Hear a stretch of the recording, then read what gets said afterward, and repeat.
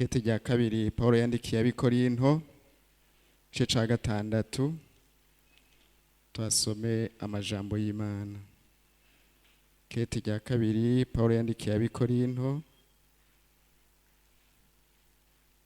igice ca gatandatu turahera ku umurongo wa 14 n'amajambo tumenyereye cyane. Reka nsome ndizera ko mwahashitse. Ababuza kwifatanya n'abatizera.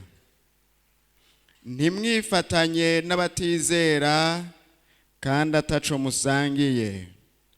Ukugororoka no kugabitanya bifatanya bite? Canke umuco n'umuzimagiza bifatanya bite? Kandi Kristo ahuriye hehe na Beriyari? Canke uwizera n'utizera basangiye iki? Kandi urusengero rw'Imana ruhuza rute n'ibigirwamana? Yesu adufashe. N'aya majambo ari ku mutima wiwanje numva twoganira ko gatonya. Kuva kera cane hari ibintu Imana yagiye iratandukanya. Uhereye mu kuremwa kw'isi yaratandukanije ico bita umuco, itandukanya umuco n'umwijima. Mbere irabiha n'amazina. Yari mwitangura mu gice ca mbere gura ku murongo wa 2. Iraraba umuco tiwe wiswe umurango. Iraraba umwiza iwita ijoro. N'abana bakuru no munsi aramenya gutandukanya umurango n'ijoro. Paulo yandikira bano bantu bari abakristo bigishijwe ijambo ry'Imana, ariko basigaye bitiranya ibintu bagafatanya ibintu n'ibindi bitari bikwiye gufatanya, kugeza naho bokwibaza ngo umuco n'umwijima birashobora kubana, ariko ntibibana. Kundanzi y'amajambo twasomye ngo ababuza kwifatanya n'abatizera, niyo mpanuro nzanye uno munsi. Kutifatanya n'abatizera. Umuco n'umwiza ntibyofatana. Ukugororoka no kugabitanya ntibishobora gufatana. Kristo na Beriyari naho bohurira. Uwizera n'utizera, ijambo ry'Imana ryabaje ngo mbega basangiye iki? Ndazi ko nawe woca wishura ngo ntaco dusangiye, ariko iyo ni inyishu yo kumunwa. Imana yodufasha ikaba no mu mutima kandi ikaba no mu bikorwa. Mbega ngo urusengero rw'Imana hari ico rusa rusana n'urusengero rw'ibigirwamana? Tugeze mu gihe kibi kigoye, aho umuntu ashobora kugerageza akabifatanya byose. Cyo gituma uwandikiye Abaroma yavuze ngo ntimwishushanye na kino gihe, ngo ariko muhinduke gute? Ndazi ko mukivyibuka kuko twabisangiye hirya yecu. Akarimbi karamyeho hagati y'ihanga ryera n'ihanga rikora ikibi. Dusome mu Kuvayo igice ca 23. Impanuro niyo kutifatanya n'abatizera. Kuvayo 23. Akarimbi karamyeho kuva kera, naho umuntu bimugora ugasanga yagashinguye. Kuvayo 23 ku murongo wa 23 nyene. Ndibaza ko horoshe gutora. Kuko uwo mumarayika wanje azoja imbere yanyu gushitsa no mu Bamori, mu Baheti, mu Baferizi, mu Banyakanani, mu Bahiwi no mu Bayebusi. Nanje nzogenda ndabahonya. Kandi nimukikubita imbere y'ibigirwamana byabo, canke ngo mubisabe, canke ngo mwigane ingeso zabo, ariko muzobiherengeteze gose mumenagura amabuye yabyo bashinze ko inkingi. Akarimbi karamyeho kuva kera, Imana yaratandukanije ihanga ryera iritandukanya n'ihanga rikora ikibi. Aha bariko barava muri Egiputa, Imana irabatuma kw'intumwa, nk'uko na uno munsi mwema adasiba gusemerera ngo witandukanye n'abatizera. Imana irababwira ati inzira mucamwo muja mu gihugu c'isezerano hari ayandi mahanga abakikije, kandi umuntu ataravye neza arashobora gutwarwa akayombekere agasanga yasukiranije n'ingeso zabo, agasukiranya n'imico yabo. Natwe uno munsi aho tubaye tubana n'amahanga y'abatizera bafise ingeso zitandukanye kandi mbi, kandi ingeso zirandukira. Iyo umuntu atameze magabo ngo abe mu gusenga, abe mu gusoma ijambo ry'Imana, amenye ikizira n'ikitazira, biroroshe kwaya mahanga amwanduza ingeso. Bibiliya yavuze ngo Imana ibabwira ngo ntibazokwigane ingeso z'aba bantu. Ariko no munsi uraba ingendo ziwawe, nawe hari ibintu uvuga ati nibyo nadukanye ntibyahora muri jewe, kandi nta handi byazananye ni ya misi umarana n'abatizera bari mu ngeso zabo mbi. Nta handi byazananye ni wa mwanya muremure umarana n'abatizera muri mu biyago byabo bibi. Nta handi byazananye ni wa mwanya umarana n'abatizera mu nama zabo mbi. Ariko abadutanguriye kuririmba bavuze ngo hahirwa umuntu atagendera mu nama z'ababi, aticarana n'abacokoranyi, adahagararana n'abanyabyaha, uwo ngo azoba nk'igiti gitewe hafi y'imigezi myiza y'amazi. Nawe wisuzumye urumva ko utameze nk'igiti. Kera wari umeze nk'igiti, ariko no munsi kubwo kwifatanya n'abatizera wahavuye wiga buke buke ingeso zabo. Muri iki gitabo nyene cyo Kuvayo igice ca 34 n'amajambo y'abantu bakuze, kandi uno munsi nibaza ko ari twe natwe. Kuvayo 34 ku murongo wa 12 hari ikindi kintu Imana yari yarabujije Abisirayeli kugira ngo ntibifatanye n'abatizera. Yari yarabujije ngo ntibazohirahire ngo bagire isezerano basezerana nabo. Kuvayo 34:12 muzokwirinde ntimuzosezerana isezerano n'abari muri ico gihugu mugiyemwo, ntibizohave bibabera umutego hagati muri mwebwe, ariko muzoherengeteza ibicaniro byabo, mumenagura amabuye bashinze, mutemagura inkingi bashingiye Ashera, kuko mudakwiye kugira iyindi mana musenga namba, kuko je uhoraho izina ryanje ndi nyepfuhe, ndi Imana ipfuha.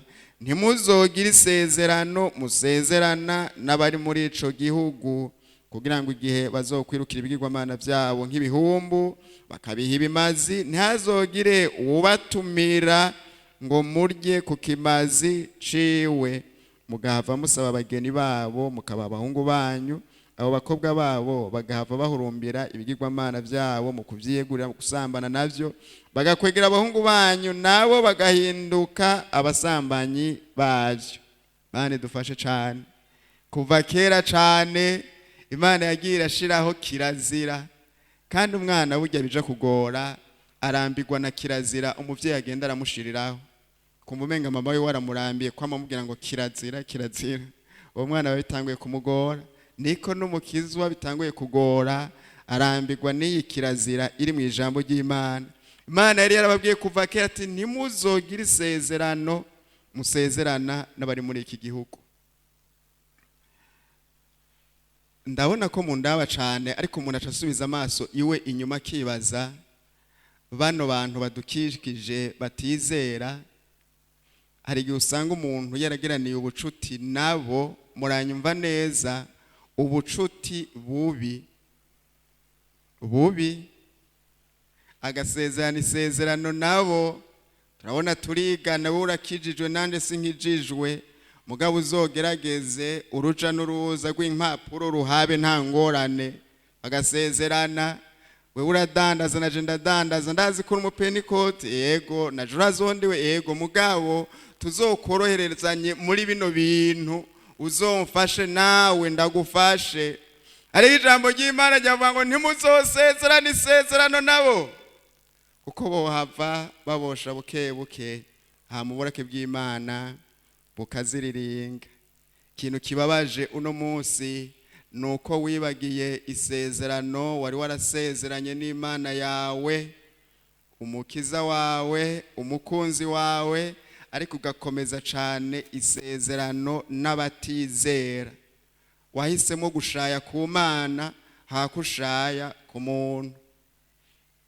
Haruguru muri kino gice nyene twasomye ku murongo wa 10 hari isezerano ryiza. Ora haramwishura ati raba ndasezerana isezerano, nzokorera ibitangaza imbere y'ihanga ryanyu ryose bitigeze gukorwa mu isi yose canke muri ndi hanga na rimwe. Hari Imana itugirira amasezerano meza, ariko no munsi kubera ari igihe kibi uri kurahitamwo kuva mu isezerano ry'Imana ukungira irindi sezerano n'abatizera kandi ukarikomeza rwose. Igitabo ca mbere c'ivya Samweli igice ca 15. N'uwundi muntu yageraniye amasezerano n'abatizera kandi bibabaza Imana. Hariho ivyo wazigurije wanse guheba, ivyo wanse kurandura, ivyo wanse guhonya. Aha ndavuye mu babanyi, ndavuye mu bakorege bo ku kazi, ariko ninjiye mu mutima wawe naho. Mani dufashe. Ninjiye mu mutima wawe naho, kuko nahone hari ivy'Imana iduhamagarira kudasezerana navyo, tukabihonya, tukavavanura navyo, ariko hari igihe umuntu bimugora akabiziguriza. Igitabo ca mbere ca Samweli 15. Ndanze y'amajambo ivuga ngo Imana ituma Sawuli murambabarira guhonya abanyamaleki. Murongo wa 14 Samweli aramubaza ati none ubwo rwanaga rw'intama runza mu matwi hamwe no kwabagirana kw'inka numva ni ivyiki? Murazi inyishu Sawuli yishuye ku murongo wa 18. Kandi akagutuma ku rubanza akakubwira ati genda ugeseze rwose babanyabyaha b'abamaleki ubagwanye gushitsa baherengeteye. None se ni igiki cakubujije kumvira Uhoraho ukagurukira ku minyago ugakora ibibi imbere y'Uhoraho? Murongo wa 26 ndawusoma hanyuma. Kuva na kera Imana yamye itandukanya ibintu, abantu bayo yagiye bashiraho kirazira, genda ukora uku, genda ukora uku. Intumbero no kwitandukanya n'abatizera. Sawuli umwami w'Abisirayeli, Imana imutuma ku rugamba, yari abantu batizera bagiriye n'aba bantu banje, genda bakubagure nawe ubaherengeteze rwose. Acagira ikintu kibi cane mu maso y'Imana, ngo aragenda arabamwo beza beza uhereye ku mwami, araziguriza. Acagenda no ku bitungano vyiza vyiza araziguriza. Ntiyamenya yuko Imana dukorera ari Imana yumva, ari Imana ibona hose. Aha twebwe nta muntu yomenya ibintu wazigurije mu mutima, mugabe ijisho ry'Imana riracuragiza mu mitima y'abantu, ikamenya biti naka naho ari umwami w'Abisirayeli, ari ikintu yazigurije kandi yari yasabwe kugihonya, kugiherengeteza, kukivanaho. Ngurwanaga ruraduga rushika imbere y'Imana. Niko nawe rwanaga rw'amasezerano wagiranye n'abatizera, rwanaga rw'ivyo wazigurije mu mutima, bishishikara kuduga imbere y'Imana kandi vyitangira imbere y'amasengesho yawe, vyitangira imbere y'amashikanwa yawe, vyitangira imbere y'indirimbo zawe, vyitangira imbere y'ibimazi vyawe. Imana idufashe cane. wamana insiguro zidafashe nk'izi Sawuli yari afise. Samweli amubwira ati ibyo numva n'ibiki ga Sawuli? N'abantu urabiza abantu baragoye, nawe urafise insiguro amamotife ari no fonde kugira ngo usigure igituma umeze uko nyene umeze, vyanse kuhinduka, usigure igituma naka mu gicuditse gose kandi mu kibi, kugira ngo usigure igituma wahanuka nka kwemera. Urafise imvo mugabo zitumvikana. Hari akaga ku murongo wa 26 Samweli yishura Sawuli ateka sinsubira nayo nawe ko wansi ijambo ry'Uhoraho nawe yanse kuba umwami w'Abisirayeli. Imana iringinga igasubira ikinginga mugakagera igihe gafata ingingo. Mwitangura igice ca 6 ingeso z'abantu zimaze kononekara mw'isi, Imana yavuze ngo mhemu wanje ntazokwamara nyinyurana n'umuntu. Aho igihe cyo kwinginga Sawuli cari giheze. Samweli aramubwira ngo sinsubira kujana nawe. Mbega twobaho muri iyi si Imana itariko irajana natwe? Amatahiriro yacu yoba hehe?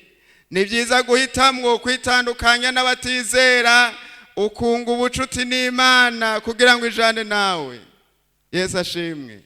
Ni wa murimbyi yavuga ngo mpisemo guhora nkizwa hagwitamwe abantu. Mpisemwo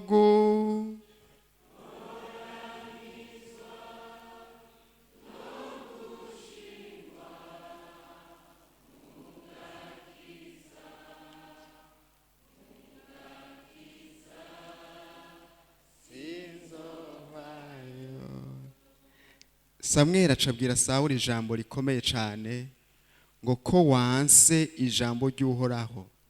Iyi minsi gituma ari gihe kibi, turafise abantu baririmbira Imana mugabo baranse ijambo ry'Uhoraho. Kavuga ati bisi nzobiheba mugabo nzoguma ndirimba, nzoguma ndi umwami w'Abisirayeli, mu basenzi nzoguma ndimwe mugabo ibi sinzobiheba. Uyu sinzomuheba, nanaka sinzomuheba, kandi nzogumanza nzotsinduka.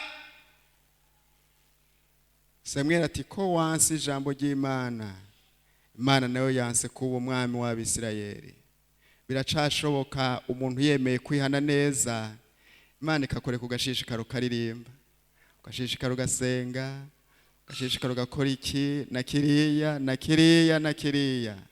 Ariko ko umuntu azoshishikara gukomantaza umutima, niko abasenga bagiye kubona utwumiza mw'ishengero ry'uno munsi. Tugiye kubona ibintu bisobanuka, tubona uwakoreye Imana mu kuri n'uwayikorera mu buryarya. Igihe duherukana navuze ngo Satani aracafise urutaragosora. Tugiye kubona ibizorama n'ibitazorama. Samweli abwira Sawuli ati ko wanse nawe Imana iranse kuba umwami. Mbega Imana yanse kuba umwami w'Abisirayeli, byo binanira kwanga kugumuririmba, byo binanira kwanga kugumusenga, byo binanira kwanga kugumukorana natwe. Imana haragera igihe ikanka, ariko no munsi impanuro witandukanye n'abatizera. Guharura 25 byarabagoye cyane bano bantu, ariko ibyo babaye ko bitubere icitegererezo umuntu yemereye kubavanura nabo. Guharura 25 guhera ku murongo wa mbere. Abisirayeli basenga Bayali b'Ipeyori. Nguma ngaruka kwa ya ntumbero n'impanuro yo kwitandukanya n'abatizera. Aha Abisirayeli batebeye ishitimu, abantu batangura gusambana n'abanyamowabukazi. Murongo wa 2, kuko babatumira. Kuko bagira gute? Mwibuke hamwe duhereje gusoma mu gice ca 34 mu Kuvayo, Imana yari yabagabije ati ntibazobatumire, nimwabona invitation yabo muzoyange. Mane dufashe. Aha baca barugurura imiryango. Pa question nimudutumire kandi tuzoza. Mbere mugashima abageni wacu tuzobaha. Natwe nitwashima iwanyu muzoducire make tuzoza. Duhanahane nta ngorane. ngo kuko babatumira ngo baze gusangira nabo ibimazi by'ibigwamana byabo. Nuko abo bantu bakabiryako bakunamira ibyo bigwamana byabo. Abisirayeli basenga Bayali Peyori, Uhoraho abasukako ishavu ryinshi. Iyi nkuru ntawo yishishikara murayizi. Uno munsi urafise abantu bagutumira kandi bakagutumira mu bibi. Jewe navyise amaforofe hano mu ikarine yiwanje. Hari n'ibyo nise ubuhumbu, hari n'ibyo nise ibiyayuramutwe, hari n'ibyo nise iforode. Bakagutumira kandi bakuzi kuri umukizwa, mugabo invitation yabo ukayitika, ukayitaba, ukagenda. Bamwe baranabaza bati nawe uri ngaha? Utego ndi ngaha. Tubu byarahindutse. Byahindutse muri wewe ariko Imana ntiyahindutse. Byahindutse mu bajyango mugi Imana ntiyahindutse. Byarahindutse mu mugwi ukoreramwo mugabo Imana ntiyahindutse. Nubivuga ngo nimwitandukanye n'abatizera.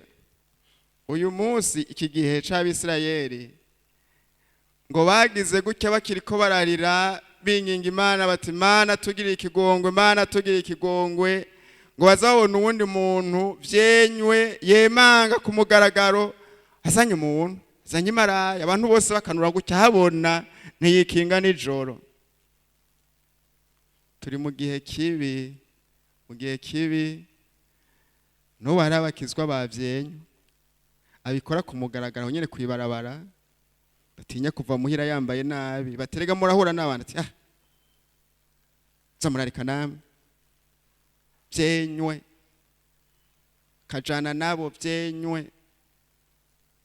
Mani dufashe cane, Mani dufashe. Ababisirayeli uburake bw'Imana bukiri hejuru kuri bo. Uwo muntu ngo yatatana umuntu aramuneganegana. Haba umuntu w'Imana Finehasi nkemu y'Imana imukoreramwo, waragenda arabica. Nagomba nkubwire ngo naho wabaye vyenywe kandi ushishikara kwinjira, ushishikara gukora, utukisha ibikogwa, utukisha abantu b'Imana, ubaye ikintu gikinga kibuza abantu kubona ubwiza bw'Imana. Nyene ishengero nubari hano. Uruta Finehasi ari hano. Uruta Finehasi ari hajya mu mugukoreramwo. Umurongozi ntiyomenya amacenga yawe, oya ntavyo yomenya. Ariko uruta umurongozi ari hajya nimwe mu w'Imana. Niwateramira imigwi yose, niwateramiye n'ishengero, ntazokureka ngo ubigumemwo impanuro itandukanye n'abatizera. Gusubira mu Vyagezwe 7:1.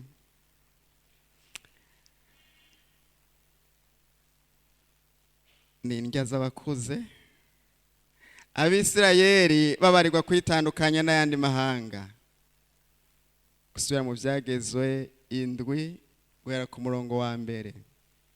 Uhoraho Imana yanyu niyamara kubashikana mu gihugu mugiye kwegukira, agasohora amahanga menshi ngo ababise, abaheta, abagirugasha, abamora, abanyakanana, abaferiza, abahiwe n'abayebusi, amahanga ndwa barusha ubwishi n'inkomezi. Kandi Uhoraho Imana yanyu niyamara kubatanga mu maboko yanyu mukabatsinda, muzobahonye. Ntimuzogira isezerano musezerana nabo, canke ngo mubagirire akagongwe. Ntimuzosabirereniye nabo ngo abakobwa banyu mubahe abahungu babo, canke abahungu banyu mubasabire abakobwa babo. Kuko mubona ngo bogira gute? Bohindura abahungu banyu ntibagendanire Uhoraho, ariko bagasaba izindi mana. Ivyo bigatuma ishavu ry'Uhoraho ribaziriringira, agaca batikiza ako kanya. Ababi utitandukanije nabo, impera n'imperuka baraguhindura. Hari umuntu usanga afise ivyitwazo ngo numva umuhamagaro, ngo Imana yarantumye kubaroba, ngo aha nzoza ndamuzanye, ngo mpaka ndamushikirize Kristo. Nahari ivyifuzo vy'umubiri, ari ivyifuzo vy'inyungu mbi, ngo reka nkorane nabo nta ngorane. Iyi business sinoyiheba, mugabo mwisho na mwisho nzomuroba ndamuzane kuri Yesu. Urabesha kuko si Imana yabigutumye. ahubwo ni wazokuroba.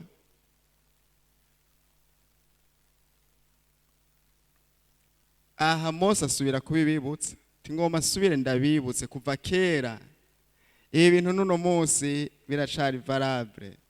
Ni cagezo ciwacu na twebwe uno munsi kutifatanya n'abatizera, kuko gushishikara kubana nabo impera n'imperuka baraguhindura. Mu gitabo ca mbere c'ivy'abami mu gice ca 3 turahabona umwami yitwa Salomo. Munyarukireyo gitabo ca mbere c'ivy'abami mu gice ca 3. Numwami mumenyereye gose kandi andazoboha mikoro wese yo muvuga ko ibitari bike. Salomo turamuzi nk'umuhungu wa Dawidi, uwo Dawidi yaraze. Salomo turamuzi nk'umuntu yigeze gutonga umunsi umwe ibimaze 1000. Salomo turamuzi uwubakiye ingoro y'Imana imyaka myinshi, imyaka nduyubaka urusengero rwiza rwavuganzwe cane. Salomo turamuzi agira isengesho rirerire. Nuno munsi ahantu hose bugura urusengero kenshi basenga rya sengesho risa n'irya Salomo. Salomo turamuzi aba imbere y'Imana asenga, Imana imubwira ngo sabe ico ugomba cose, Imana ashayisaba ubwenge, Imana irabumuha. Turamuzi nk'umuntu yaronse amatungo maremare cane. Ariko gice ca 3 ku murongo wa mbere, maze Salomo asaba kwa Farawo umwami wa Egiputa arongora umukobwa wiwe amujana mu gisagara kwa Dawidi n'ibindi n'ibindi. Ni mugarukana amaso ino. Imana yacu ni nyarukundo. Cahituma nubikwinginga ngo witandukanye n'abatizera kugira ngo ikugirire neza. Uyu mwami Salomo mu mahanga nyene Imana yababujijemwo aca aragenda asaba y'umugeni abana nawe, arashishikara arakora. Aha nta muntu yobimenya kuririmba mugabo warasavye muri Egiputa. Nta muntu yobimenya kusenga warasavye muri Egiputa. Nta muntu yomenya kushikana ukuraho kandi wubakanye n'umunyegiputakazi. Buzi ibintu by'ubwenge mugandazi ko muhema bafasha mukabitahura. Sonye mu gitabo ca 2 c'ivy'ingoma uzobona ingene Salomo ngo yatondeka ibintu byose neza nkuko se Dawidi yamugeze. Ntuzokangwe n'umuntu atondeka ibintu neza, kuko urashobora kubitondeka neza kuko urafise script canke draft canke umwisungu ukurikiza. Tibabigira uku mugabo ari kumwe n'umunyagiputakazi. Mu gice ca 11 kandi ngira nsoze mu gice ca 11 muri iki gitabo ca mbere c'ivy'abami, abagore ba Salomo bamukwegera mu bigirwamana. Intumbero nugutandukana n'abatizera. Kandi umwami Salomo yagomwa abanyamahanga kazi benshi udashizemwe umukobwa wa Farawo yarasanganywe. Hejuru y'uwo yarasanganywe acagomwa n'abandi benshi. Nagomba nkubwire ngo hari ibintu usanganywe umaranye igihe kirekire ukorana Imana, nta muntu numwe yobimenya. Ariko kubera Imana ikunda igikorwa izobireka bikwegane n'ibindi. Sinzi ko bizokwira 1000 nk'uko kwa Salomo, mugabo bitewe bica habona Imana itabara ishengero ryayo. Ku murongo wa 4 ngo kuko amaze gusaza abagore biwe baciye bakwegera umutima wiwe kuzindi mana. No munsi uracakomeye, uracumba ushobora guhangana navyo mu gimpera n'imperuka uzosaza. Conscience yonone kare uce wiga zangeso zababi. Hamwe twatangurira gusoma niho ndangirije. Hari amasezerano meza ku bantu bemeye kwitandukanya n'ikibi, ku bantu bemeye kwitandukanya n'abatizera. Imana yavuze nzogerera muri bo, nzogendera muri bo, Imana yabo nawe baba abantu banje. 18 ngo nzobabera so, namwe muzombera abahungu n'abakobwa, ngo nikoraho ashobora byose avuze. Mwibuke neza Dawidi niwe yavuze ijambo mu ndirimbo yiwe ngo ivyo urabikora nanje ngahora, ukiyumvira yuko muhanye nawe ku munyakibi, ku muntu yase kwitandukanya n'abatizera, hariho akaga kamurindiriye, hariho ishavu ry'Imana. Ariko kuwemera kwitandukanya, Imana ngo nzokubera so, uzombera umuhungu, uzombera umukobwa, nzokuzigama. Hariya mu gusubira mu Vyagezwe yavuze ngo nzobakunda. Ca wimbira gukundwa n'Imana, nibica biherekeza urwo rukundo rurenza ko muri byose, gwihanganira byose, rugira neza. Ewe gukundwa n'Imana, wari ukwiye guhitamwo neza ukitandukanya n'abatizera, ugakundwa n'Imana. Kandi ukunzwe n'Imana, n'abantu bazogukunda. Yesu nabahezagire.